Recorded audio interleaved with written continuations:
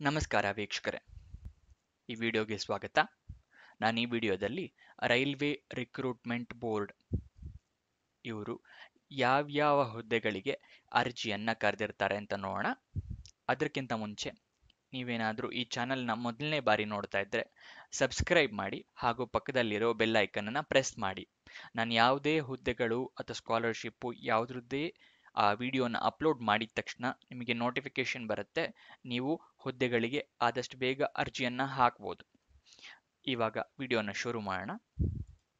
Railway recruitment board ಇವರು 14,298 ಹುದ್ದೆಗಳಿಗೆ ಅರ್ಜಿಯನ್ನ ಕರೆದಿರ್ತಾರೆ. ಎಲ್ಲೆಲ್ಲಿ ಲೊಕೇಶನ್ ಅಂತ ಹೇಳಿದ್ರೆ ಅಕ್ರಾಸ್ ಆಲ್ ಇಂಡಿಯಾ ಎಲ್ಲ ಪ್ರದೇಶಗಳಿಗೂ ಕರೆದಿರ್ತಾರೆ. ಯಾವ ಪೋಸ್ಟ್ ಅಂದರೆ ಹೇಳಿದ್ರೆ ಟೆಕ್ನಿಷಿಯನ್ ಪೋಸ್ಟಿಗೆ ಕರೆದಿರ್ತಾರೆ.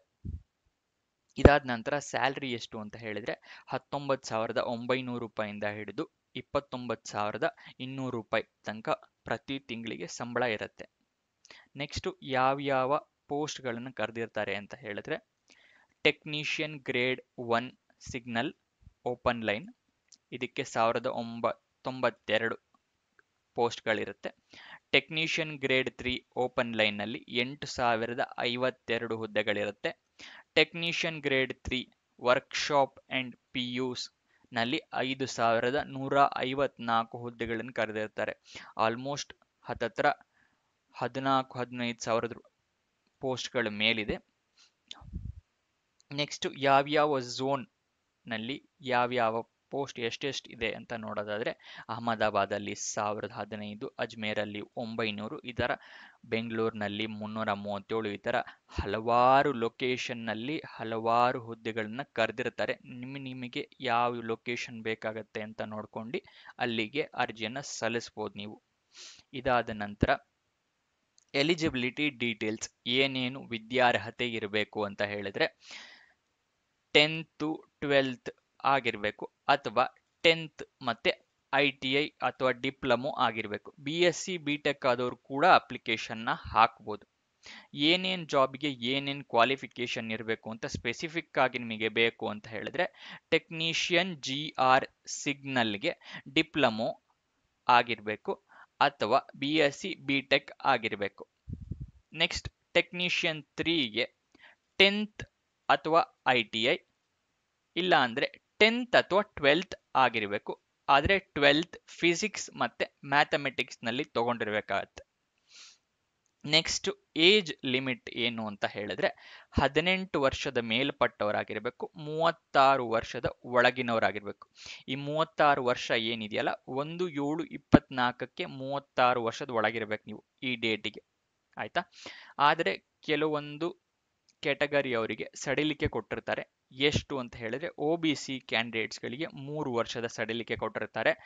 SC ST ಕ್ಯಾಂಡಿಡೇಟ್ಸ್ಗಳಿಗೆ 5 ವರ್ಷದ ಸಡಿಲಿಕೆ ಕೊಟ್ಟಿರ್ತಾರೆ. ಅಂತ ಹೇಳಿದ್ರೆ ಇಲ್ಲಿ OBC ಕ್ಯಾಂಡಿಡೇಟ್ ಅವರು ಈ ಪೊಸಿಷನ್ಗೆ ಹಾಕೋದಾದ್ರೆ 36 + 3 ಅಂದರೆ 39 ವರ್ಷದವ್ರ ತನಕ ಟೆಕ್ನಿಷಿಯನ್ GR ಸಿಗ್ನಲ್ಗೆ ಹಾಕ್ಬೋದು. ಅದೇ ಏನಾದರೂ ನೀವು SC ST ಕ್ಯಾಂಡಿಡೇಟ್ಸ್ ಆಗಿದ್ರೆ ಟೆಕ್ನಿಷಿಯನ್ 3ಗೆ ಹಾಕೋದಿದ್ರೆ 33 + 5 ಅಂತ ಹೇಳಿದ್ರೆ 38 ವರ್ಷದವ್ರ ತನಕನೂ ಹಾಕ್ಬೋದು. ಇಲ್ಲಿ ಸ್ಯಾಲ್ರಿ ಮುಂಚೆನೆ ಹೇಳ್ದಂಗೆ ಸ್ಪೆಸಿಫೈ ಮಾಡಿದ್ದಾರೆ. ಟೆಕ್ನಿಷಿಯನ್ GR ಸಿಗ್ನಲ್ಗೆ 29,200 ರೂಪಾಯಿ ಸ್ಯಾಲ್ರಿ ಇರುತ್ತೆ.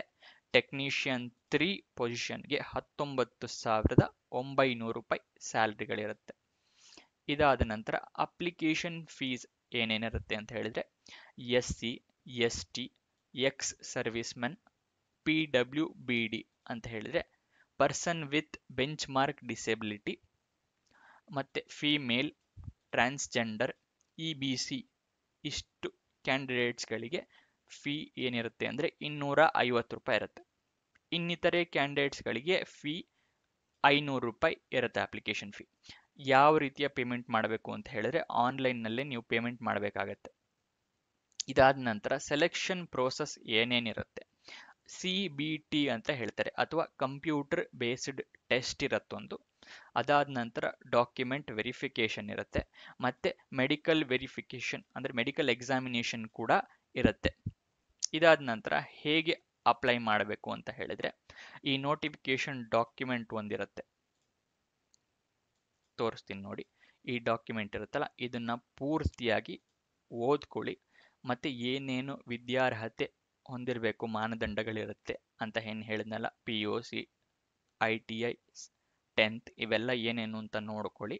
ಆಮೇಲೆ ಅರ್ಜಿಯನ್ನ ಹಾಕ್ಕೊಳ್ಳಿ. ಲಿಂಕನ್ನು ನಾನು ಕೆಳಗೆ ಡಿಸ್ಕ್ರಿಪ್ಷನ್ನಲ್ಲಿ ಕೊಟ್ಟಿರ್ತೀನಿ. ನೀವು ಆನ್ಲೈನ್ನಲ್ಲಿ ಅಪ್ಲಿಕೇಶನ್ ಹಾಕೋಕ್ಕೂ ಮೊದಲು ಸರಿಯಾದ ಇಮೇಲ್ ID ಮತ್ತು ಮೊಬೈಲ್ ನಂಬರನ್ನು ಹೊಂದಿರಬೇಕು. ಓಕೆನಾ? ಅಪ್ಲಿಕೇಶನ್ ಹಾಕೋಕ್ಕೂ ಮುಂಚೆನೇ ಇದಿಷ್ಟನ್ನು ತೆಗೆದಿಟ್ಕೊಳ್ಳಿ. ನೆಕ್ಸ್ಟು ID ಪ್ರೂಫ್ ಇರಬೇಕು, ಏಜ್ ಪ್ರೂಫ್ ಇರಬೇಕು, ನೆಕ್ಸ್ಟ್ ಎಜುಕೇಷನ್ ಸರ್ಟಿಫಿಕೇಟ್ಸ್ ಇರಬೇಕು, ಎಜುಕೇಷನಿನ ಅರ್ಹತೆ ಇರಬೇಕು ಮತ್ತು ಅದರ ಸರ್ಟಿಫಿಕೇಟ್ಸ್ಗಳು ಇರಬೇಕು. ನೆಕ್ಸ್ಟ್ ರೆಸ್ಯೂಮ್ ಇರಬೇಕು, ಮತ್ತು ನಿಮಗೆ ಯಾವುದಾದ್ರೂ ಎಕ್ಸ್ಪೀರಿಯನ್ಸ್ ಇದ್ದರೆ ಅದ್ರ ಸರ್ಟಿಫಿಕೇಟ್ಸ್ ಕೂಡ ಇರಬೇಕು ಅಪ್ಲೋಡ್ ಮಾಡೋತ್ತಿಗೆ. ನೆಕ್ಸ್ಟ್ ಆನ್ಲೈನ್ನಲ್ಲಿ ಅಪ್ಲಿಕೇಶನ್ನ ಹಾಕಬೇಕು. ಅದರ ಲಿಂಕ್ ನಾನು ಡಿಸ್ಕ್ರಿಪ್ಷನ್ನಲ್ಲಿ ಕೊಡ್ತೀನಿ. ಇದಾದ ನಂತರ ಈ ಎಲ್ಲ ಅಪ್ಲಿಕೇಶನ್ನ ಡೀಟೇಲ್ಸ್ನ ಫಿಲ್ ಆದಮೇಲೆ ಸಬ್ಮಿಟ್ ಬಟನ್ನ ಕ್ಲಿಕ್ ಮಾಡಬೇಕು. ಓಕೆನಾ? ಅದಕ್ಕಿಂತ ಮುಂಚೆ ನಿಮ್ಮ ಹತ್ರ ಒಂದು ಫೋಟೋಗ್ರಾಫು ಇರಬೇಕು. ಅದು JPG ಫಾರ್ಮ್ಯಾಟಲ್ಲೇ ಇರಬೇಕು. ಓಕೆನಾ? ಇದಿಷ್ಟು ಆದಮೇಲೆ ನೀವು ಅಪ್ಲಿಕೇಶನ್ನ ಫಿಲಪ್ ಮಾಡ್ಬೋದು. ನೆಕ್ಸ್ಟ್ ಓಪನಿಂಗ್ ಡೇಟ್ ಏನಿದೆ ಅಂತ ಹೇಳಿದ್ರೆ, ಮುಂಚೆ ಇದು 9/3/24 ಅದನ್ನ ಇವಾಗ ಮತ್ತೆ ರಿವೈಸ್ ಮಾಡಿಬಿಟ್ಟು 22/8/2024 ಅಂದರೆ ಆಗಸ್ಟ್ 22ಕ್ಕೆ ಸ್ಟಾರ್ಟ್ ಆಗಿದೆ ಅಪ್ಲಿಕೇಶನ್. ಇದರ ನಂತರ ಲಾಸ್ಟ್ ಡೇಟ್ ಅಂತ ಏನು ಅಂದರೆ ಹೇಳಿದ್ರೆ, ಮುಂಚೆ 8 ಏಪ್ರಿಲ್ 2024 ಇತ್ತು, ಇವಾಗ 6 ಸೆಪ್ಟೆಂಬರ್ 2024. ಇದು ಅಪ್ಲಿಕೇಶನ್ ಓಪನಿಂಗ್ ಡೇಟು, ಇದು ಅಪ್ಲಿಕೇಶನ್ ಕ್ಲೋಸಿಂಗ್ ಡೇಟು. 6ನೇ ತಾರೀಕು ಸೆಪ್ಟೆಂಬರ್ ಅಪ್ಲಿಕೇಶನ್ ಕ್ಲೋಸ್ ಆಗುತ್ತೆ. ಅದಕ್ಕಿಂತ ಮುಂಚೆ ಆದಷ್ಟು ಬೇಗ ಹಾಕ್ಕೊಳ್ಳಿ. ಇದಾದ ನಂತರ ಅಡೆಂಡಮ್ ನೋಟಿಫಿಕೇಶನ್, ಅದೇ ಮುಂಚೆ ನಾನು ಹೇಳಿದ್ನಲ್ಲ, ನಿಮಗೆ ಮುಂಚೆ ಹಳೆ ಅಪ್ಲಿಕೇಶನ್ ಏನಿತ್ತಲ್ಲ ಅದರ ಡೇಟ್ ಇದು, ಅದರ ಡಾಕ್ಯುಮೆಂಟ್ ಇದು, ಅದನ್ನು ಕೂಡ ಅಟ್ಯಾಚ್ ಮಾಡಿರ್ತೀನಿ ಹಳೆ. ನೆಕ್ಸ್ಟ್ ರಿವೈಸ್ಡ್, ಅದೇ ಏನು ಹೇಳಿದ್ನಲ್ಲ ಈ ಸೆಪ್ಟೆಂಬರ್ ತನಕ ಎಕ್ಸ್ಟೆಂಡ್ ಮಾಡಿದ್ದಾರೆ ಅಂತ, ಅದರ ಡಾಕ್ಯುಮೆಂಟ್ ಕೂಡ ನಿಮಗೆ ಟೆಲಿಗ್ರಾಮ್ ಚಾನಲ್ನಲ್ಲಿ ಅಟ್ಯಾಚ್ ಮಾಡಿರ್ತೀನಿ. ಕೆಳಗಡೆ ಡಿಸ್ಕ್ರಿಪ್ಷನ್ನಲ್ಲಿ ಟೆಲಿಗ್ರಾಮ್ ಚಾನಲ್ ಲಿಂಕ್ ಇರುತ್ತೆ, ಅದರಿಂದ ಬೇಕು ಅಂತ ಹೇಳಿದರೆ ನೀವು ಡೌನ್ಲೋಡ್ ಮಾಡ್ಕೋಬೋದು. ಅದಾದ ನಂತರ ಇಲ್ಲಿ ಲಿಂಕ್ ಕೂಡ ಕೊಡ್ತೀನಿ ಡಿಸ್ಕ್ರಿಪ್ಷನ್ನಲ್ಲಿ. ಈ ಲಿಂಕ್ಗೆ ಹೋಗಿ ನೀವು ಅಪ್ಲಿಕೇಶನ್ನ ಹಾಕಬೇಕು. ಈ ನೋಟಿಫಿಕೇಷನ್ನ ನೀವು ಅಫಿಷಿಯಲ್ ವೆಬ್ಸೈಟಿಗೆ ಕೂಡ ಹೋಗಿ ಡೌನ್ಲೋಡ್ ಮಾಡ್ಕೋಬೋದು. ಏನೇ ವಿವರಗಳು ಬೇಕಿತ್ತು ಅಂತ ಹೇಳಿದ್ರೆ ಕಮೆಂಟ್ ಬಾಕ್ಸ್ನಲ್ಲಿ ಹೇಳಿ, ನಾನು ಅಲ್ಲೇ ಉತ್ತರ ಕೊಡೋಕ್ಕೆ ಪ್ರಯತ್ನ ಮಾಡ್ತೀನಿ.